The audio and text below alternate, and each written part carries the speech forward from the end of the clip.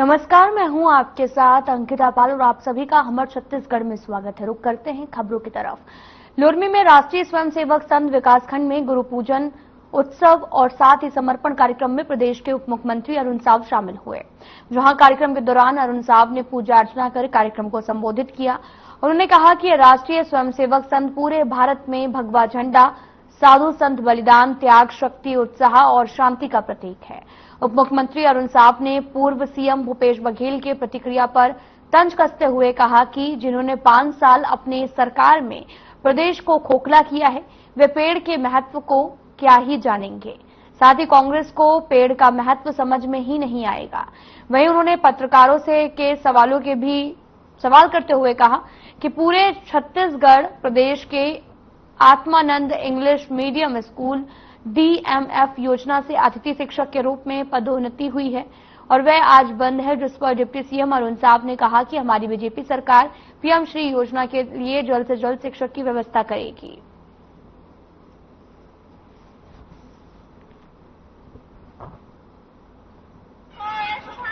देखिए, जिन्होंने छत्तीसगढ़ की दुर्दशा की, छत्तीसगढ़ के जवानों को, किसानों को, माताओं को, बहनों को, अनुसूचित जाति को, जनजाति को, पिछड़ा वर्ग को ठगने का काम किया, धोखा देने का काम किया, वो एक पेड़ के महत्व को नहीं जानता। एक पेड़ मां के नाम, ये पेड़ के प्रति संवेदना दिखाने की बात है। और जो लोगों की संवेदना केवल एक परिवार पर है, देश पर नहीं है, जनता पर नहीं है, उन्हें पेड़ का समझ, जो मां का महत्व समझ में नहीं आता। ऐसे स्कूलों को पीएम श्री योजना में शामिल किया है ताकि स्कूलों की व्यवस्था ठीक से चले। जब ये योजना लागू की गई थी तभी हमने कहा था स्थायी रूप से इसकी व्यवस्था नहीं की है, ये ज्यादा दिन तक चल नहीं पाएगी। तभी हमने कहा था, झूठी वाहवाही के लिए इस तरह से काम किया, एक चलती हुई स्कूल को बंद कर, पर वो लगातार चले, इसलिए ज्यादातर स्कूलों को पीएम श्री स्कूल ने बदला है। बाकी के जो स्कूल है उसकी व्यवस्थाओं की चिंता सरकार करेगी। लक्ष्य हमारा है कि हम सितंबर तक भवन पूरी तरह से तैयार कर दें। सिविल का काम तो पूरी तरह से हो गया है, इंटीरियर और फर्नीचर का काम चल रहा है, सितंबर तक काम पूरा हो जाएगा। राज्य के स्थापना दिवस के अवसर पर उसका लोकार्पण हो जाएगा प्रयास से, और लोकार्पण हो जाएगा। उसके बाद शीतकालीन सत्र विधानसभा में लगेगा।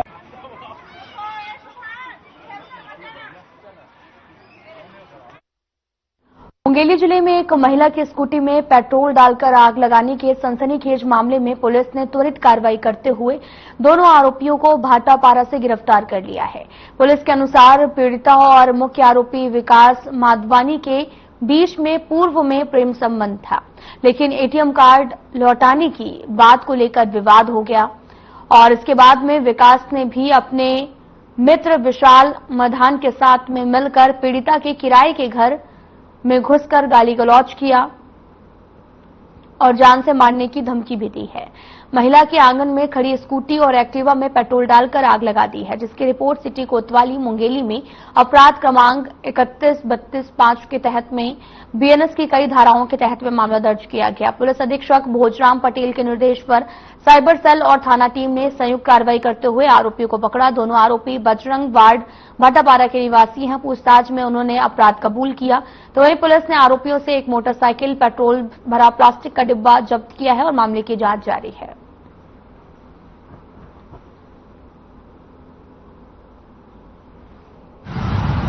पाली पुलिस के थाना क्षेत्र से यहाँ का रिपोर्ट दर्ज आई थी कि 10 तारीख की जब उसके दोस्त की बलौदिया वाला निवास करता है, वो आया था उसके घर और दरवाजा नहीं खोलने पर उसकी स्कूटी बाइक को उन्हें पेट्रोल डालकर आग लगा दिया, जिस पर कि तत्काल थाना कोतवाली में अपराध पंजीबद्ध कर पुलिस अधीक्षक महोदय के मार्गदर्शन में साइबर टीम थाना कोतवाली की टीम को बलाया रवाना किया गया, जहाँ पर निवास स्थान से विकास माधवानी और विशाल मंधान को भाटापारा के निवास से उनको गिरफ्तार किया गया था।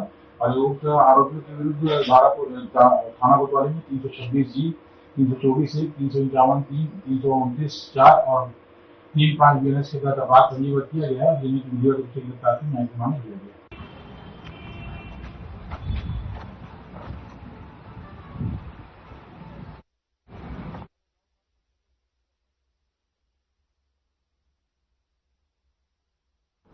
राजनांदगांव नगर निगम ने आज अतिक्रमण विरोधी अभियान के तहत पुराने बस स्टैंड से भगत सिंह चौक तक फ्लाईओवर के नीचे लगे ठेले, खोमचे और अन्य अवैध अतिक्रमण को हटाया है। 3 दिन पूर्व अतिक्रमणकारियों को नोटिस देकर खुद हटाने की समझाइश दे दी गई है, लेकिन आपको ये भी बताते चले कि निर्धारित समय अवधि के बाद भी अतिक्रमण नहीं हटाने पर नगर निगम कमिश्नर ने टीम के साथ मौके पर पहुंचकर कार्रवाई की है।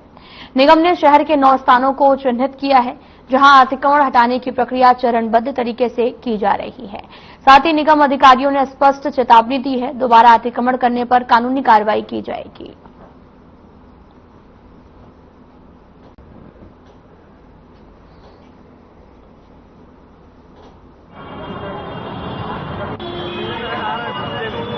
राजनांदगांव में जो अभी यातायात को व्यवस्थित करने के लिए जो हम कार्रवाई कर रहे हैं, इसी सिलसिले में आज फ्लाईओवर के नीचे की कार्रवाई प्रारंभ की गई है। और ये कार्रवाई फ्लाईओवर के जो प्रारंभिक छोर है पुराना बस स्टैंड के पास में, वहां से प्रारंभ किए हैं। और जो बिना यहाँ अनुमति के जो ठेले चल रहे हैं और खोमचे चल रहे हैं, गाड़ियों की अवैध पार्किंग है, उसको हटाने की कार्रवाई की जा रही है। अवैध व्यापार व्यवसाय भी यहाँ संचालित हो रहा है, उसको भी हटाने की कार्रवाई की जा रही है। कोई दिक्कत नहीं सर? नहीं, कोई दिक्कत नहीं है। व्यापारियों का पूरा सहयोग है, उस पर कार्रवाई हो रही है। शहर को व्यवस्थित करने के लिए सभी का सहयोग मिल रहा है। सर, गरीब तबके के लोग भी नीचे मौजूद थे? नहीं, यहाँ पे ऐसा भी कोई सूचना नहीं आई है और सब स्वेच्छा से हटा रहे हैं, गाड़ियों को भी और अपना जो छोटा व्यापार व्यवसाय था उसको भी हटा रहे हैं, कोई दिक्कत नहीं है।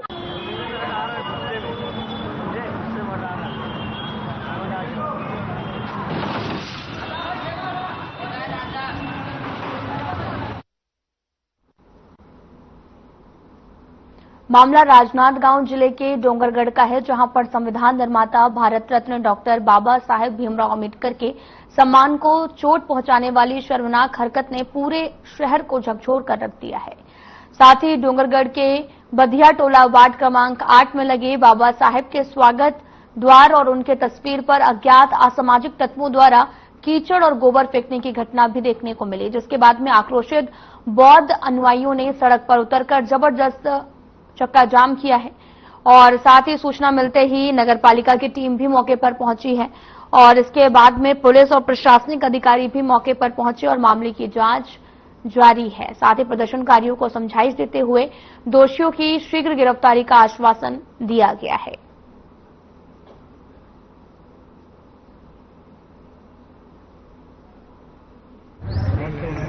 हम पिछले 3 सालों से इसे प्रयास कर रहे थे, लेकिन वर्तमान के अध्यक्ष माननीय रमन डोंगरे जी के सहयोग से इसमें बाबा साहब की फोटो लगी हुई है। और कल हम लोग फोटो का 5 बजे फोटो लगी और हम लोग पूरे समाज के लिए इसकी खुशियां मना रहे थे, लेकिन कुछ असामाजिक तत्वों के दौरान ऐसा पता चल रहा गांव वालों से कि 6:30 और 7 के बीच में इसमें बाबा साहब के फोटो पर उन्होंने कीचड़ फेंक दिया। ये बहुत ही घटना, इतनी घटना है कि डॉक्टर बाबा साहब अम्बेडकर पूरे भारत के एक ऐसे महान नेता है और ये पूरा भारत के जितने डॉक्टर बाबा साहब अम्बेडकर को मानने वाले लोग सभी इससे हाथ हुए। हमारा समाज हमेशा डूंगरगढ़ की शांति के लिए प्रयास किया कि डूंगरगढ़ सर्वधर्म की नगरी है और सभी लोग सभी के साथ संबंध है। और हमने पिछले बार भी एक लड़का यहाँ पे मुकेश साहू जो है, उसके द्वारा डॉक्टर बाबा साहब अम्बेडकर को लेकर बहुत गाली गलौज किया गया था और उसकी थाने में FIR भी की गई थी, लेकिन उस पर अभी तक कोई कार्रवाई नहीं हुई थी। वो ये 2-3 लड़के ऐसा लग रहा है जिनमें सस्पेक्टेड लगता है हमको कि 2-3 लड़कों की यहाँ पे जो ये किए होगी उन लोग। गांव के लोगों के इतना बेचारे सभी लोग अच्छे लोग हैं, गांव के बदला गांव के लोग, लेकिन 2-3 सारे तत्व है जो इनकी घटना घटी है। हमने प्रशासन से, पुलिस प्रशासन से निवेदन किया समाज की ओर से कि 3 दिन के अंदर इस पर कार्रवाई नहीं होगी, अब दोषी अगर पकड़ में नहीं आएगा तो 3 दिन के बाद पुनः पूरे डोंगरगढ़ के समाज के द्वारा चक्का जाम किया जाएगा।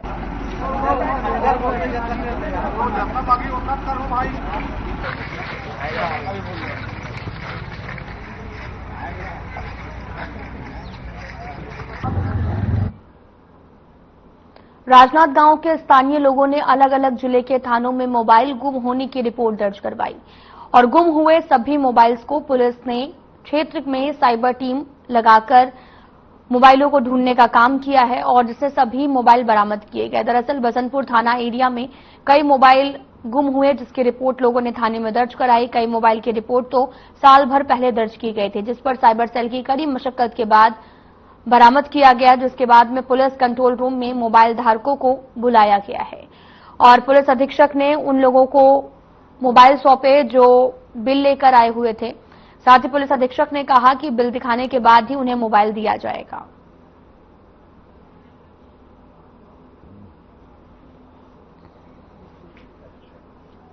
पुलिस ने विशेष अभियान चलाकर गुम मोबाइल चोरी की जो रिपोर्ट्स हम लोगों को मिली हैं उस पर फोकस करके एक स्पेशल टीम हम लोगों ने बनाई थी अलग अलग थानों की और साइबर सेल की, जिसमें 89 मोबाइल फोन्स को रिकवर करने में हम लोगों को सफलता मिली है, जिनकी कीमत 10 लाख के आसपास की है। इसमें जो प्रार्थी हैं जिनके मोबाइल गुम हुए हैं उनके वो न सिर्फ छत्तीसगढ़ के बल्कि हमारे सरहदी प्रांतों के भी उसमें लोग रहने वाले लोग थे। इनके अलग अलग बाजार क्षेत्रों में, ऑफिस एरियाज में, धार्मिक स्थलों के आसपास इनके मोबाइल गुम या चोरी हुए थे। इसमें तुरंत एक्शन लेते हुए इतने सारे मोबाइल्स की रिकवरी करने में पुलिस को सफलता मिली है और हम इसमें भारत सरकार के CIR पोर्टल का भी हम लोगों ने इस्तेमाल किया है। लगातार हम लोग आपके माध्यम से जागरूकता क्रिएट करने की कोशिश कर रहे हैं CIR पोर्टल के यूज के लिए। हमारी सबसे गुजारिश है कि अगर आप लोगों का मोबाइल कभी भी गुम जाता है या आपको लगता है चोरी हो गया है तो सबसे पहले CIR पोर्टल पे जाके अपने मोबाइल की डिटेल डालके एक रिक्वेस्ट रेज कीजिए ताकि उस मोबाइल को ढूंढने में पुलिस को और आपको मदद मिले। साथ ही हम सबके फोन्स में फाइंड माई डिवाइस का ऑप्शन रहता है, जिसके जरिए हम गूगल लुकआउट के माध्यम से अपने मोबाइल का अगर गुम भी हो जाता है तो उसकी लोकेशन ढूंढ सकते हैं और उसके माध्यम से अपने फोन को रिकवर कर सकते हैं, अपने डेटा को बैक कर सकते हैं, डेटा डिलीट कर सकते हैं। एक बहुत यूजफुल टूल है और हम सबसे रिक्वेस्ट करेंगे, सबको अर्ज करेंगे कि वो अपने फोन्स में फाइंड माई डिवाइस को एक्टिवेट करके रखें।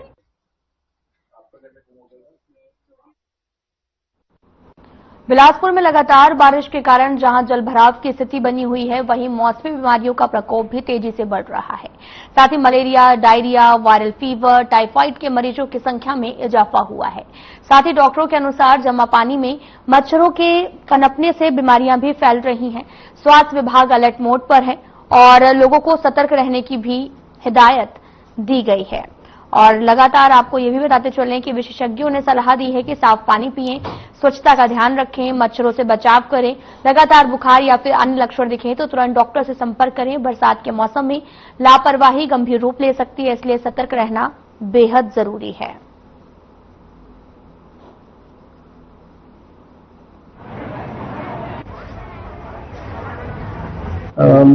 जैसे कि लगातार 2-3 दिन से बारिश हो रही है। अभी तो चूंकि पहली बारिश है तो अभी मौसमी बारिश के समय में जो ज्यादातर हम लोगों के यहाँ डायरिया या फिर जो वाटर बॉर्न डिसीज रहते हैं, पीलिया वगैरह है, जो लगातार कंटामिनेशन से फैलता है, लेप्टोस्पायरोसिस है, कुछ फीवर मलेरिया के प्रकोप भी इस समय क्योंकि वाटर स्टेगनेंट होता है तो उसकी वजह से भी बढ़ जाता है। तो ऐसी अब चूंकि बारिश अभी शुरू हुआ है तो अभी तक तो नहीं आए हैं। अभी चूंकि लगातार बारिश की वजह से पेशेंट की संख्या में भी काफी कमी हुई है। हाँ, इसके बाद प्रिकॉशंस लेना जरूरी है कि जैसे पानी का ठंडी होने दें, जो बर्तन वगैरह है जो बाहर पड़े रहते हैं ऐसे बर्तनों में जहाँ पर ज्यादातर मस्कीटो वहाँ पैदा होते हैं और उसकी वजह से जो मलेरिया, डेंगू और इस तरह के, और आजकल कंटेमिनेशन वाटर जो रहता है, जैसे जो कॉमन सप्लाई वाटर्स रहते हैं उसमें कॉमन सप्लाई में एक बार कहीं पर हेपेटाइटिस ई वगैरह जो वाटर बॉर्न हेपेटाइटिस पीलिया जिसको बोलते हैं उसकी संभावना बढ़ जाती है। तो ये सब चीजों को, तो वाटर को, पानी को जैसे कॉमन सप्लाई में तो हमेशा उबाल के ठंडा करके पिए या तो फिर उसको रेगुलर चेकअप करवाते हैं। वाटर का भी टेस्ट होता है तो उसको ये पीएचई विभाग करता है उसका वाटर का टेस्ट जो नगर निगम की सप्लाई होती है और उसी से डायरिया और ये सब जुड़े हुए हैं। और बुखार का भी चूंकि मौसम लगातार कई बारिश में भीग जाने से सबकी शारीरिक क्षमता नहीं रहती उतना वो करने का। बुजुर्ग लोग हैं, ओल्ड एज है, पहले से बीमार व्यक्ति है, पहले से दवाइयां पे चल रहे हैं, उनको बारिश से बचना चाहिए।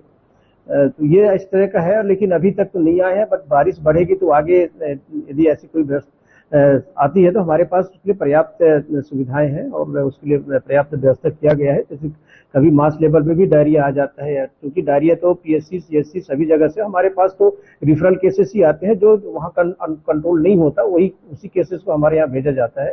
तो उसके लिए पर्याप्त जगह है, पर्याप्त हम लोग उसके लिए व्यवस्था बना के रखते हैं और हमारा टीम है उसमें कि हम तुरंत अलर्ट कर देते हैं हमारे कैजुअलिटी में। जैसे भी मास किसी गांव में ग्रामीण में इतने लोग का वहां पर जो कंट्रोल नहीं हो रहा है उनको सिम्स भेजा जा रहा है, तो ऐसे टाइम पे हम लोग अलर्ट रहते हैं।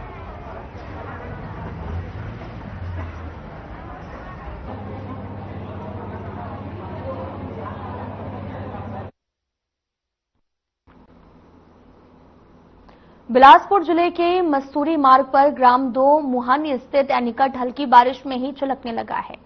यह एनीकट वर्षा ऋतु के दौरान जलस्तर बढ़ने पर लगभग 10 फुट ऊपर स्थित टो वॉल तक पहुंच जाता है, जिससे यह एक मनमोहक जलप्रपात जैसा दृश्य प्रस्तुत होता है। देखिए इस रिपोर्ट में।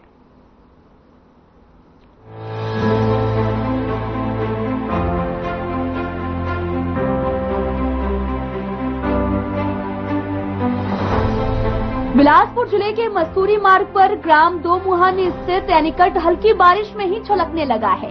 यह एनीकट वर्षा ऋतु के दौरान जलस्तर बढ़ने पर लगभग 10 फुट ऊपर स्थित टो वॉल तक पहुंच जाता है, जिससे ये एक मनमोहक जलप्रपात जैसा दृश्य प्रस्तुत करता है। साल भर पानी से लबालब रहने वाला ये एनीकट प्राकृतिक प्रेमियों के लिए एक शांत और सुरम स्थल बन सकता है, लेकिन बुनियादी पर्यटन सुविधाओं की कमी के चलते ये आज भी उपेक्षित है। न तो बैठने की व्यवस्था है, न ही शौचालय या फिर स्वच्छता जैसी न्यूनतम सुविधाएं मौजूद हैं। इसके बावजूद स्थानीय ग्रामीण छात्र और युवा यहाँ पर आकर मछली पकड़ते हैं, स्नैक्स का आनंद लेते हैं और कुछ पल शांति के यहाँ पर व्यतीत करते हैं। यदि प्रशासनिक स्तर पर थोड़ी सी पहल हो तो ये एनीकट एक लोकप्रिय पिकनिक स्पॉट के रूप में विकसित हो सकता है। ये एनीकट साल भर भरा रहता है, इसे चारों ओर हरियाली और शांति है, लेकिन पर्यटन के लिए जरूरी न्यूनतम सुविधाएं जैसे कि बैठने की जगह, शौचालय या साफ सफाई का पूरी तरीके से अभाव है। अगर यहाँ साफ सफाई को शेड या फिर बैठने की सुविधा हो तो लोग और भी ज्यादा आएंगे। मेरा नाम सरस्वती साहू है। मेरा नाम अन्नपूर्णा मानिकपुरी है। देवरी गुज में रहते हैं। ये एनीकट कब बना था कुछ पता है? ये पता नहीं। अच्छा, क्यों आए हो आज यहाँ पर? आज मतलब वो घूमने जो के घूमने लिए के लिए आए थे। यहाँ पर क्या है घूमने का? ऐसा क्या है? पानी देखने के पानी लिए पूरा यहाँ बाढ़ आया है ना, तो अच्छा। देखने के लिए। हाँ अभी जो पानी है क्या इससे भी पानी तेज होता है, ऊपर आता है? हाँ हाँ कहाँ ऊपर तक आता है? पूरे वो आगे मंदिर आगे तक। डूब जाता है। मंदिर तक चले जाता है? हाँ। तो क्या घरों में भी पानी भर जाता है? हाँ, कई घरों में चले जब ये पूरा भरता है तब इसका दृश्य कैसा होता है? बहुत ही अच्छा होता है। तो कभी कभी आते हो या अक्सर आते रहते हो? अक्सर आते रहते हैं। अक्सर आते रहते हो। हाँ। क्या अच्छा लगता है इसमें? यहाँ पानी मतलब देखने के लिए पानी अच्छा और ट्रेन पटरी रहता है वो आपको सब। लगता है कि इसको पिकनिक के स्पॉट पे इसको विकसित किया जाना चाहिए? हाँ, हाँ क्या सुविधा होनी चाहिए यहाँ पर वैसे? यहाँ एक और ब्रिज बनना चाहिए हाँ, जिससे मतलब जाने का सुविधा बना। का कोई इशू नहीं है यहाँ पर? नहीं ऐसा कोई किसी को कोई परेशानी नहीं है? नहीं। नहीं क्या परिवार वालों को आपने कभी देखा है यहाँ का अगर पिकनिक बनाते हुए या हाँ, बैठते देखा। हाँ खाते? परिवार हाँ। के साथ। तो क्या ऐसा लगता है कि कोई कैंटीन भी हो या खाने पीने की व्यवस्था होनी चाहिए? हाँ, होनी हाँ। साफ चाहिए। सफाई। अब ये जगह तो बनी है जहाँ आप खड़े हो। हाँ, हाँ यदि इसे विकसित किया जाए तो पर्यटक यहाँ पर आ सकते हैं। हाँ। अच्छा, इसका और प्रचार प्रसार कैसे हो सकता है?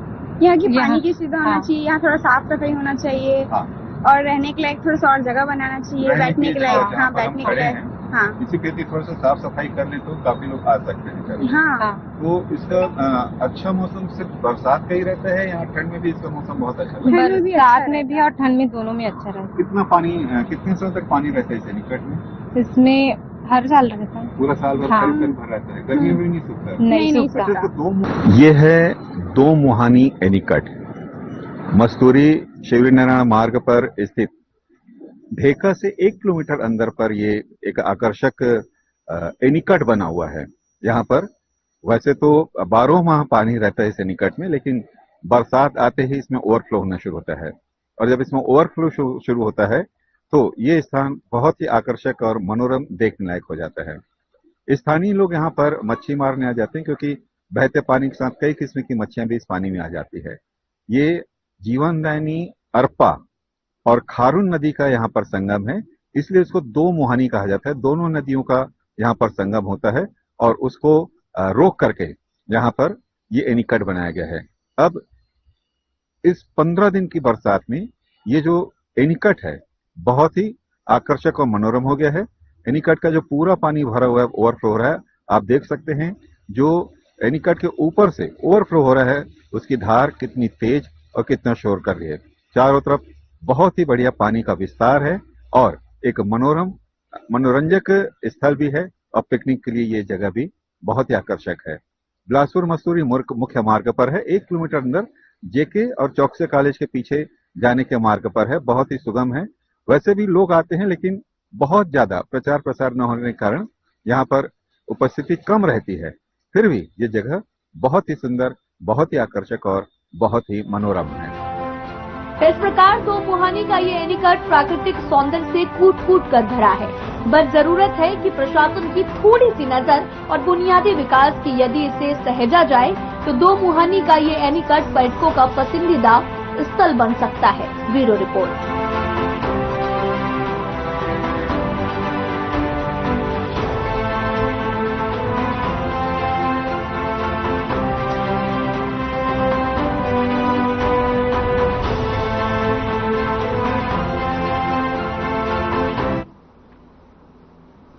बिलासपुर में युवाओं को सशक्त बनाने और राष्ट्र निर्माण में उनकी भागीदारी को अहम करने के लिए देश भर के 47 शहरों में रोजगार मेले का आयोजन हुआ। इस दौरान पीएम मोदी ने युवाओं को बड़ी सौगात देते हुए 51,000 से भी ज्यादा नियुक्ति पत्र बांटे हैं।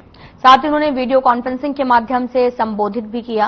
उन्होंने कहा कि सरकार का उद्देश्य पारदर्शी और ईमानदार भर्ती प्रक्रिया को आगे बढ़ाना है। पीएम मोदी ने भी कहा कि देश के लाखों युवाओं को ऐसे रोजगार मेलों के माध्यम से नौकरी मिले और वे आज राष्ट्र निर्माण में योगदान दे रहे हैं। साथ ही उन्होंने ये भी कहा कि हमारा मंत्र है बिना पर्ची बिना खर्ची। साथ ही प्रधानमंत्री मोदी ने कहा कि सभी युवाओं को जीवन के महत्वपूर्ण पड़ाव पर इतनी बड़ी सफलता के लिए बहुत बहुत बधाई देता हूं। और साथ ही युवाओं ने भी सरकार को धन्यवाद देते हुए अपने अनुभवों को साझा किया है।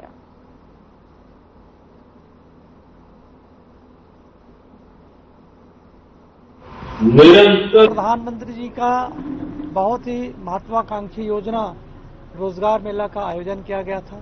यह 16वां रोजगार मेला है। 51,000 युवाओं को आज नियुक्ति पत्र सौंपा गया है।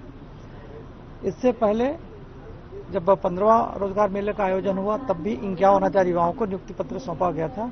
करीब करीब 10 लाख से भी ज्यादा युवाओं को नियुक्ति पत्र सौंपी जा चुकी है। ये सभी युवाओं को मैं बधाई देता हूं। ये सभी युवा आत्मनिर्भर भारत की दिशा में उनका एक कदम है, एक नई जिम्मेदारी है, एक नया दायित्व मिला है। ये सब राष्ट्र के निर्माण में अपना भागीदारी सुनिश्चित करेंगे और अपने साथ अपना परिवार या समाज या राष्ट्र आगे बढ़े, इसके लिए मैं इन सभी युवाओं को बहुत बहुत हार्दिक बधाई देता हूं। आज मेरे लिए बहुत खुशी की बात है और गर्व की बात है कि अब मैं भारतीय रेलवे में सेवा देने जा रहा हूं। ये इतनी आसान नहीं रहा, बहुत मुश्किलों का सामना करना पड़ा, बट अब ऐसा लग रहा है कि हम लोग को जो आर्थिक और सामाजिक रूप में बहुत सुधार मिलेगा और मेरे परिवार भी इस सब से बहुत खुश है। खुशी का माहौल है और जैसे आपका चेहरा पर दिख ही रहा होगा कुछ अलग लेवल का है। तो इसके लिए रोजगार मेला जो है जो ये होना चाहिए, जो क्योंकि आने वाले जो है नए तो उनमें उत्साह बढ़ता है। एक तरह से देखें तो इस तरह का जो व्यवस्था की ऑनलाइन माध्यम से माननीय प्रधानमंत्री नरेंद्र मोदी जी ने हम लोग को नियुक्ति पत्र प्रदान किया, इसके लिए मैं उनका धन्यवाद देना चाहता हूँ। तो इसीलिए लोकेशंस में इंडिया में रोजगार मेला हुआ है, उसमें Bilaspur one of the location था। 51,000 अपॉइंटमेंट लेटर डिस्ट्रीब्यूशन हुए हैं। 40,000 उसमें रेलवेज के लिए थे और उसमें पोस्टल CISF डिपार्टमेंट भी थे। यहाँ अराउंड 185 कैंडिडेट्स को अपॉइंटमेंट लेटर मिला है और आगे भी हमारे अपॉइंटमेंट्स होते रहेंगे, तो उसमें जो भी गवर्नमेंट का इंस्ट्रक्शन होगा उस हिसाब से। सिलेक्शन टेक्नीशियन ग्रेड 1 के लिए हुआ है और इसके लिए मैं प्रधानमंत्री मोदी जी का बहुत बहुत धन्यवाद करना चाहता हूं और आभार व्यक्त करना। मेरा चयन technician grade 1 signal Bilaspur division में हुआ है। आज काफी खुशी का दिन है हम लोग के लिए। आज हमको ऑनलाइन माध्यम से प्रधानमंत्री मोदी जी द्वारा नियुक्ति पत्र वितरित किया गया है।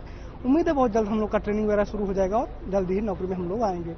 ये एक जिम्मेदारी वाला बात है कि आज हम भारतीय रेलवे में अपनी सेवा देने जा रहे हैं। मेरा टेक्नीशियन ग्रेड 3 में चयन हुआ है TRD डिपार्टमेंट में और मेरा रेलवे में अप्रेंटिस भी है डीजल लोकोसेट कटनी से। तो मेरा तो मकसद ही था कि रेलवे में ही जॉब करना है करके बहुत अच्छा लग रहा है टेक्नीशियन में चयन होके। मोदी जी ने कहा आगे और बढ़ना है, हाँ, क्या वो क्या तो तैयारी रहेगी? उत्साहित किया है कि और आगे बढ़ो, आगे जितना प्रमोशन ले सको या फिर जो भी मेहनत जारी रखो ऐसा करके। प्रकृति की संपन्न दे एक जीवनदायक पौधा हमारी ओर से सम्मान चुका।